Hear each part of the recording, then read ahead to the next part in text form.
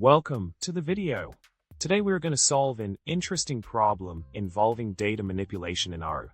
In this scenario, we have a hypothetical data frame where we need to determine the number of NAs before the first numerical value in each row. It's a common issue when working with datasets to handle missing data, and this task can give us valuable insights into the quality of our data. Now, let's focus on the solution provided for this problem. By using the max.col function in R, we can efficiently calculate the desired information.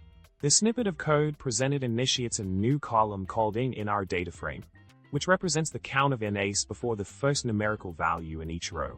This approach streamlines the process and enhances the readability of our dataset, enabling us to analyze and interpret the data more effectively. To wrap up, we successfully tackled the problem by implementing a concise and elegant solution in R. The utilization of the max.col function allowed us to efficiently compute the count of NAs before the first numerical value in each row, enhancing the overall data analysis process. I hope you found this video helpful and insightful. Don't forget to subscribe, like the video, and leave a comment if you enjoyed the content. Thanks for watching, and see you next time.